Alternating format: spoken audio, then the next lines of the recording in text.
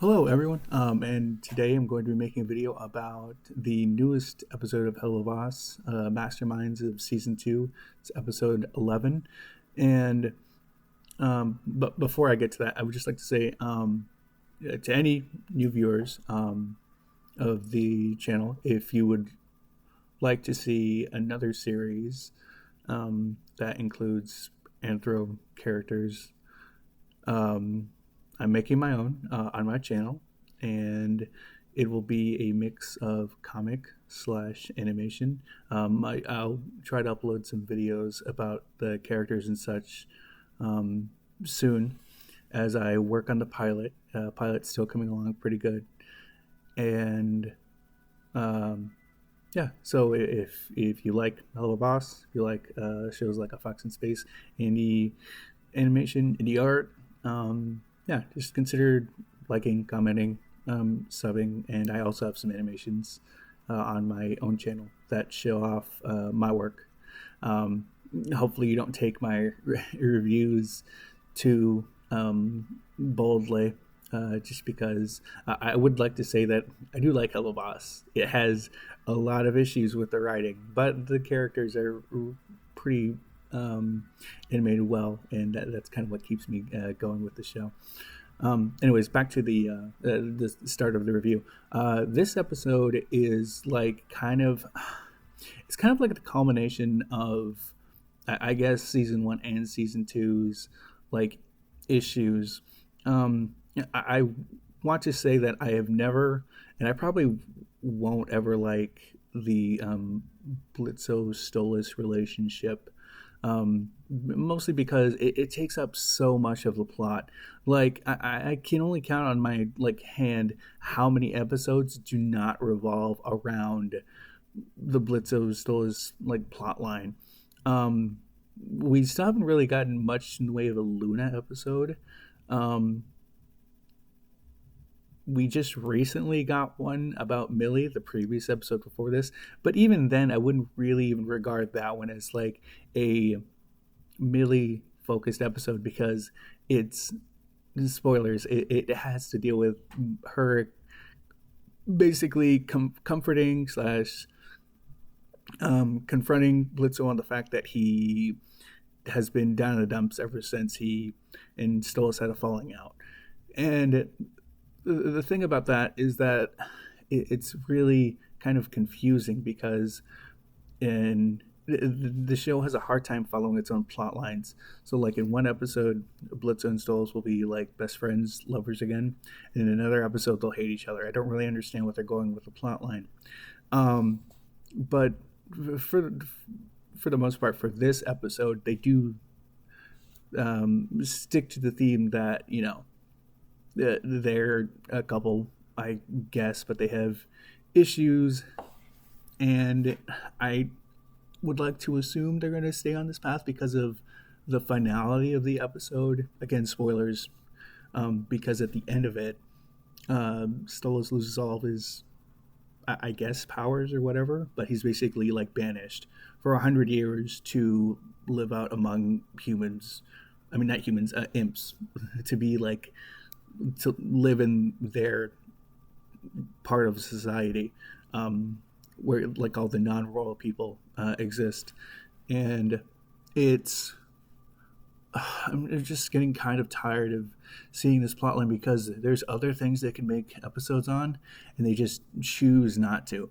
I don't know if it's because they get a lot of sales from like the Blitzo Stolas stuff, or like they have like they think this takes the most priority, but for Christ's sakes, they don't need to have every episode revolve around this one aspect of the relationship, because for the most part, a lot of the time they don't even focus on like assassinating,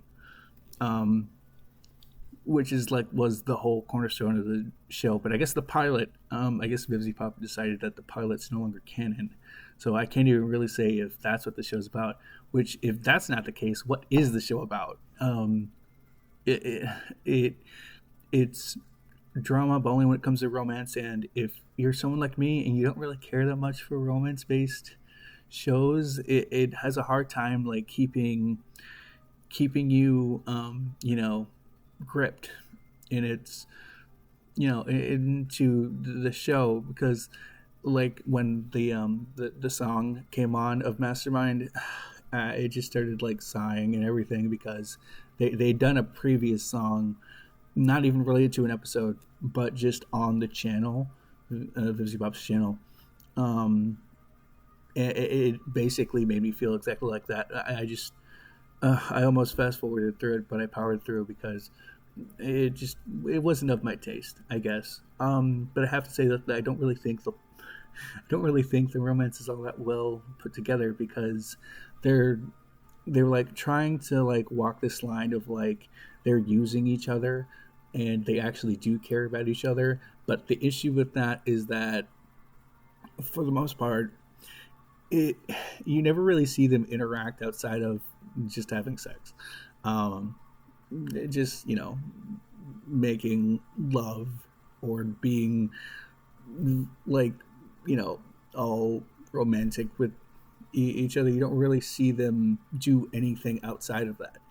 um I mean, yeah, you see them go on that one date, I suppose, but like if that's the only date they ever had the entire time, I wouldn't even say it's much of a relationship. If they actually think that they care about each other, it just seems to me more like they're just like they're not even like friends. Honestly, I would say they're just like a casual hookup that just happens to be with the same person over and over again, just like a fling, um, because they don't really have interests that really they're not interested in each other or like their personalities. It's just like the only thing they've ever really seen is like, oh, I love you, oh, I love you too, but they never really go into specifics as to why they love each other. Like there's nothing about them that when they're together they look like they have chemistry. That's the thing I've noticed about in shows that have actual good writing. I'm sorry, Helluva Boss has terrible writing, as does Has Been Hotel, but I'm not actually gonna watch I'm not actually gonna make a review on Has Been Hotel, because when people make his like Has Been Hotel reviews, they tend to do it over the whole series, and that would be I would have to, one, pay for the series, and I don't have whatever subscription service they have for it. I think it's Amazon or something. And two, I don't really care to, because it's like every episode is basically just it doesn't even focus on it has the same issues of Helluva Boss. The only difference is it's like not as long. You only have 8 episodes to get an entire plot through, and the pacing of Helluva Boss is usually not that good, and it seems to me like it's even worse in Has Been Hotel. I kind of was hoping that the on a tangent, I was kind of hoping that the writing of Has Been Hotel would be better, because it wouldn't just be Vivzy Pop being one of the writers. It would have other actual professional industry writers that maybe, because it has a studio attached to it, maybe some of the A24 writers would be a part of it. But no, it's just as bad. The only character who I can see I even remotely finding to be of some substance is a Angel Dust. It kind of reminds me of my own character, Vane Envy. Not because of like the sexual stuff, although I guess you could say Vane is a kind of a sexual character. But it's more like they're laid back, both do drugs, and both are more like they're men, but they kind of emphasize their feminine side more. I, and not to be self I don't even know what you would call it, aggrandizing, or like the word where like you're like boosting yourself up to your own like uh, prideful remarks. I'm completely forgetting the word for that right now. I'm sorry. But basically, like with my character, Vane, um, he's kind of like if you took a rich kid and you gave him some problems, and then you just kind of like sent him out in the world, and he just kind of like his main thing is that he is an assassin. He does it for the not really for the money. The one thing I will say about Vane, despite his name, um, which is more like his father's um, view of the world, this is why I gave him that name, is because he's more focused on people's attention than their money. That's one of the things I always like. That was interesting about making this character, is that he's kind of like what would happen if you gave everyone everything they ever wanted, but they didn't really care for it. Um, he's he is full of himself, but he's more of like that, not like arrogant, get in your face. He's mostly because of the drugs that he's usually on. He's rather laid back and everything. He likes to act like he knows what is going on, and he doesn't really tend to like try to get flustered much. But on the inside, he very much is.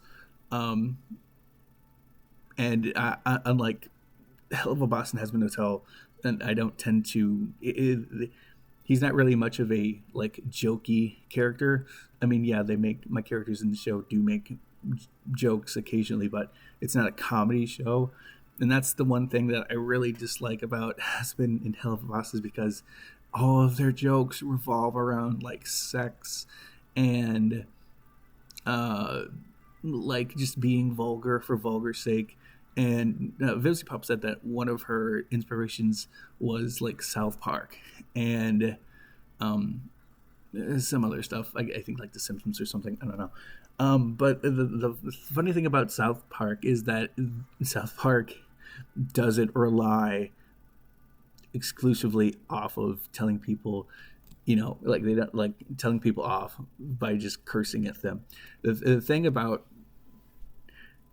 uh, has been in Helluva Boss is that when they curse at you, that's the joke, that's the punchline. Um, and the thing about cursing in shows is that if you use it too much, it starts to lose all meaning. Um, and when every character is in your show, every word that comes out of their mouth is like some sort of like innuendo, or some sort of like just bad mouthing another character, like calling them a curse word, then it doesn't become like a joke anymore. It's just a part of the dialogue, and it's not even like that good of dialogue either. And what this is like, it hasn't that hasn't really stopped with this episode. This episode is basically just that. Again, just like every episode of Helluva Boss, where you just kind of sit there and everyone's cursing at each other. You just kind of have to like stand and wait for the funny jokes to come in that aren't revolving around telling people to like go like f themselves and everything. Um, there was like a few there was like a few jokes that actually did make me laugh, which is impressive because most of the time they don't even do that. Um, like when Satan said, if you have any response to that, he's like, in which I will pretend to care. That one made me chuckle. There was like maybe one or two other times in the whole 22-minute runtime that actually made me laugh. But yeah, no. For the most part, this show is just not funny. Um, the only times I actually like watching the show are when they actually stop, like they stop the romance and they stop like like screwing around and actually get to like character development. But then again, it doesn't matter because the character development never really stays. Um, like one of the issues I saw with sometimes it has to do with like the like lack of character development turning into pseudo character development, because um like with when they were on the trial and Blitzo was in the process of getting, um, talked down to by Satan and everything. Um, Beelzebub and Asmodeus were basically on his side. And Asmodeus and Beelzebub have only had maybe one interaction with Blitzo. And I wouldn't even say that was a good interaction enough to like make them like want to be his friend or even his acquaintance or anything to them. If anything, I would see Beelzebub vouching for Luna more, just because she's cool with hellhounds, and I kind of wish she had taken that approach, just because of who she is, and that majority of the episode was in season one, the final episode was supposed to be about half of Luna, but it just that episode again just ended up turning into an episode based on Blitz dealing with his breakup, which it seems to be the case with a lot of episodes. It's kind of funny because that last episode where Blitz had to deal with breaking up with him and Silas having that falling out or whatever in season one, it just kind of like happens again in season two.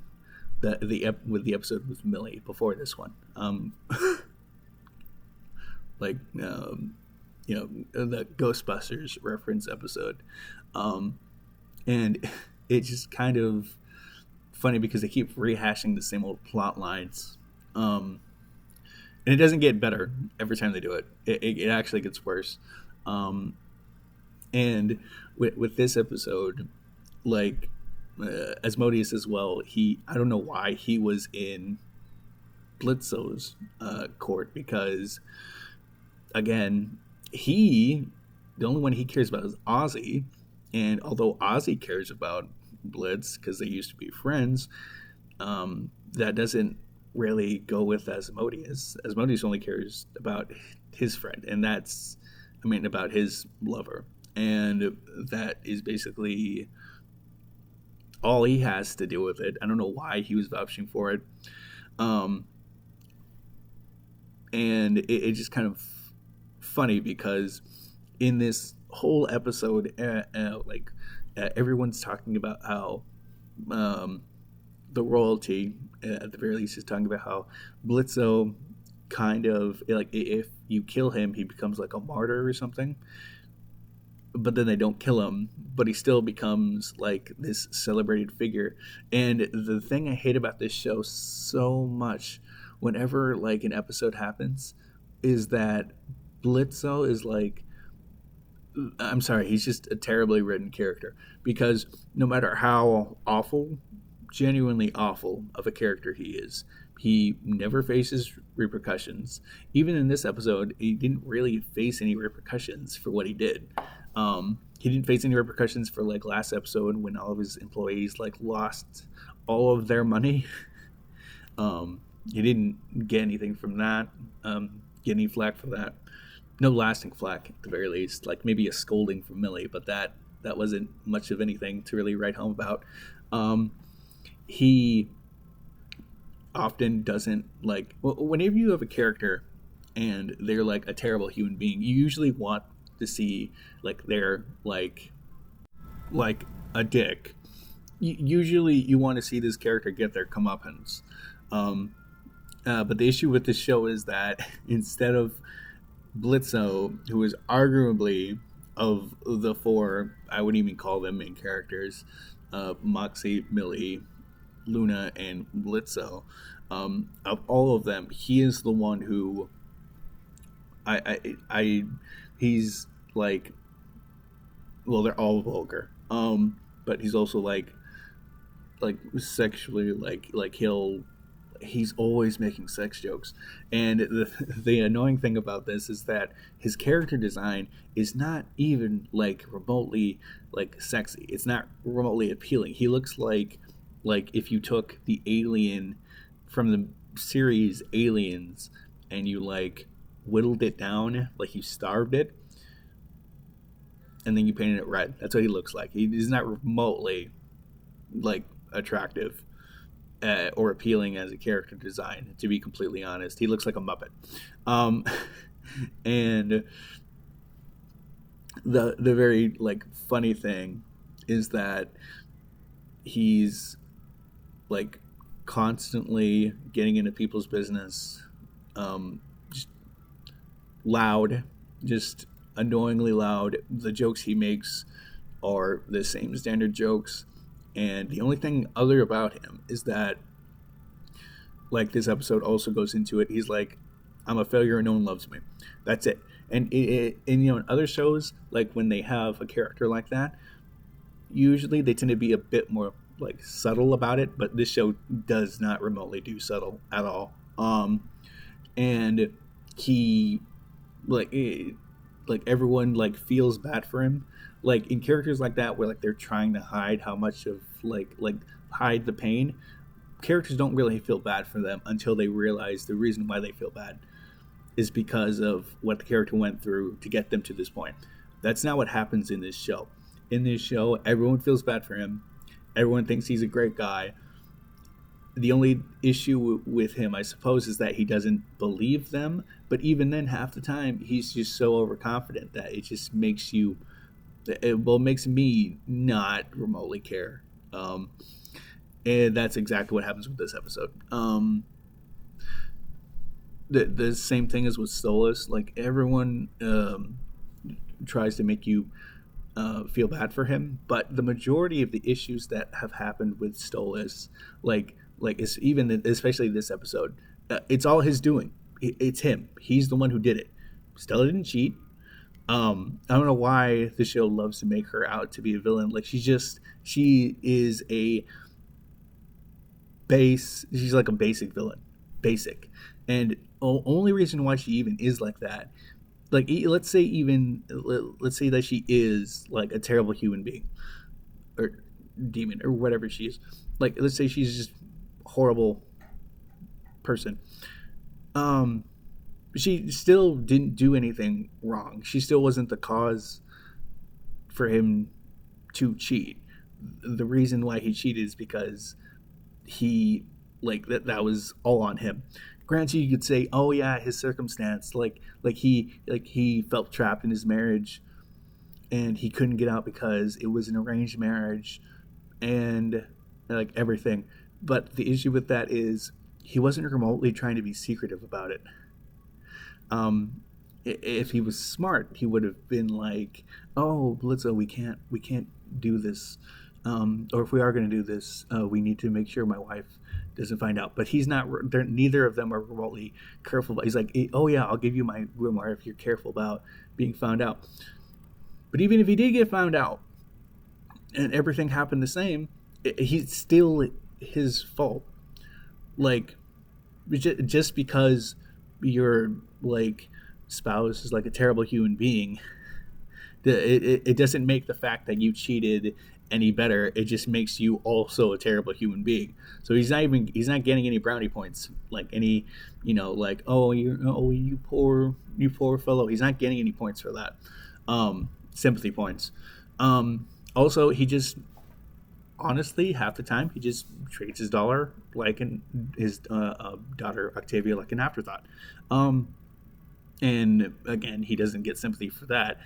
Say what you will about Stella, and like especially in this episode where like when she goes to hug Octavia, she smiles because she's glad that her father, like her Octavia's dad, her ex-husband, is dying, about to be killed or whatever. You could even say like, oh yeah, like look at her, like look how horrible she is. But if you see in the show, she doesn't really spend time with Stolas a lot. She doesn't even live with Stolas. She lives with Stella, even when they were separated, and they each, I guess, have their own castles.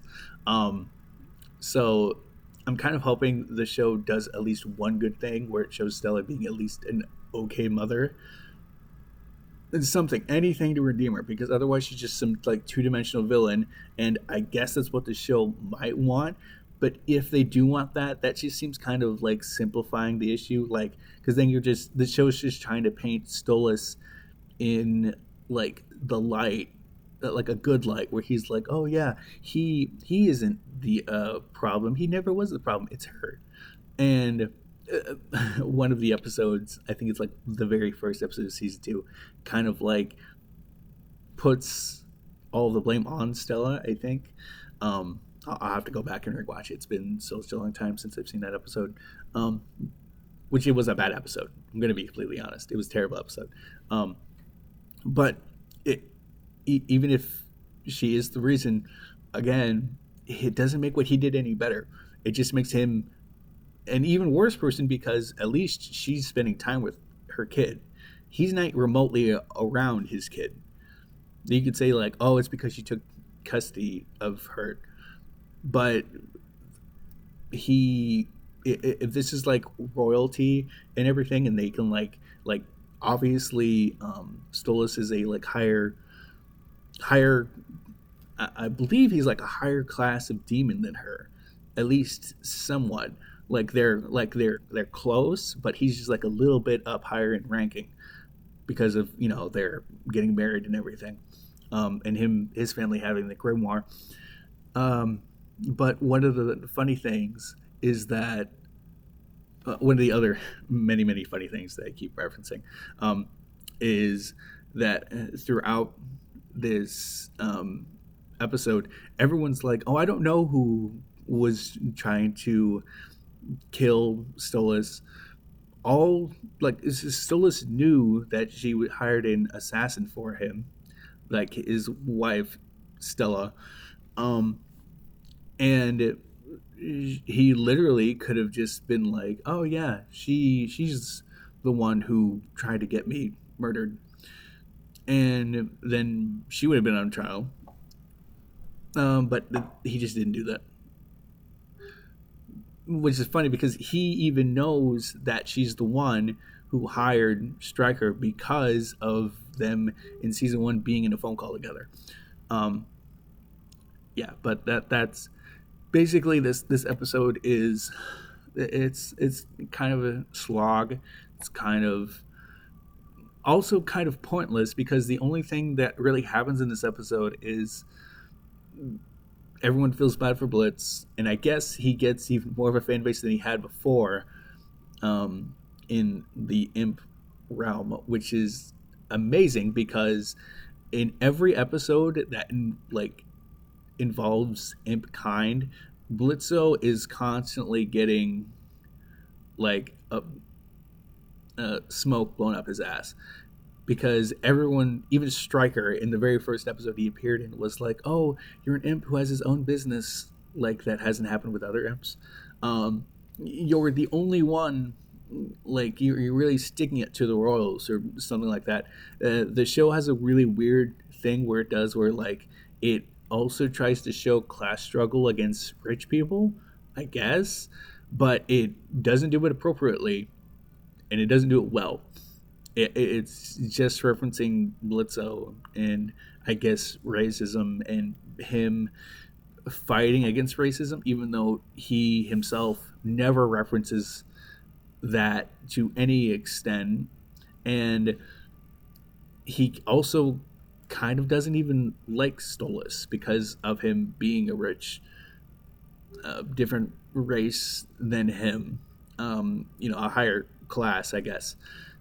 So their romance doesn't really have any sort of like grounding to stand on, because neither of them, I don't know why they both say like they love each other, because half the time it looks like it is. It's just a transaction to each of them. And I just don't understand where they're coming from when they say like this is like a good couple when it's not. They're a terrible couple. They're terrible for each other. They're terrible people in general. And I honestly wish that the show would pivot away from this, because I just get so sick of every single episode be revolving around these two and their if they want they plot line, which is not even remotely like an average like TV show level of drama. It's just not. It's bare bones. It's basic, and it's kind of the reason why whenever I watch the show, I sometimes I feel like I have to like skip through parts, but I don't. Just because I have to make a review on it, and basically when I make my own, when my own show, uh, as I'm making it, I'm keeping in mind that while my characters do, in some regards, have romance, that's not their like whole stick. That's not their whole being. That's not the only thing that defines them. Like with this show and Millie and Moxie, and the only thing you ever really see of them is them together, and that's just like how just how they are. They're just one person sharing two specific character traits. That's it. Half the time, the only character I would say like that has any sort of depth is Luna in the show. Of the main like four characters, when I say that she's the one that has depth, I mean she's the only one that has depth that I also like. I should say that Blitzo has depth, but it's I wouldn't even say it's deep because you see it. He doesn't have layers. He just has, and I hate everyone, and everyone should hate me because of how I act a lot of the time. But a lot of people end up loving him anyways in the show and in the fandom, which is ironic and also odd. But Luna's the only one who I actually, she's the only one who I actually like care to see more from.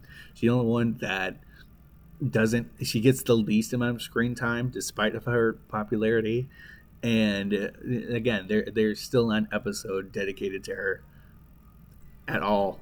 Like even the episode that um, showcased how she was adopted, I kind of figured there would be an episode that revolved strictly around that, but no, it was just another episode where like it involves having to deal with Stolas and Blitzo and basically rehashing um, season one's episode where like it's Octavia that like she was going to do something with her dad. They didn't do something with her dad, and then she gets upset at her dad, and then the whole episode is trying to resolve the issue with her dad. A lot of the episodes in season one and season two, like basically are if the writer only ever had references to their past writing for making scripts. That's it. And it gets kind of boring. The only thing I will say about this episode I did like is Satan's design.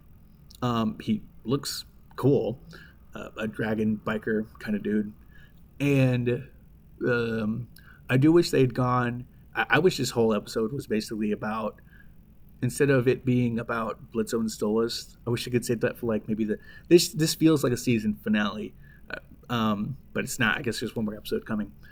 Um, Basically, this episode I wish could have been like maybe setting that up, maybe going over each of the seven sins and like how they work together, like their dynamic. I would have been a lot more interested in that because the show it has world building, but it doesn't at the same time. Like everything is kind of like in reference to Blitzo. If it doesn't really involve him or character that is like has met him before, it doesn't matter. And I really wish that this show would please hire a different writer or hire more writers or do something because it's just the same old plot lines that get rehashed, and this episode is basically the same as um, season one's episode where Osmodeus and Ozzy come in and basically give Stolas crap for sleeping with a nymph. That's basically what this episode is, where Stolas again becomes an outcast, just like with, um, you know, just like with every other episode that involves them, where like Stolas gets beaten down more and more, and you're supposed to care, but I, I only care on the surface because it's a cool character design and they feel sad, but I don't really feel anything for the actual character that they've given us in the show. Then there's not really much I could see me caring much for him until they decide to just like step away and have him develop as his own character without Blitzo in the matter. That's what I would like to see, like what they did with Ozzy. That really kind of like shown a lot of his character in the episode he was unveiled in, and that was basically starring him. And I'd like to see more of that with Stolas. I'd like to see an episode where it's just Blitzo and he's not with any of his team. It's just him. Like they did with him and Ozzy, because that made him more of an endearing character because he wasn't trying to like show up and be the loudmouth of his team, basically. But that's basically all I have to say for this episode.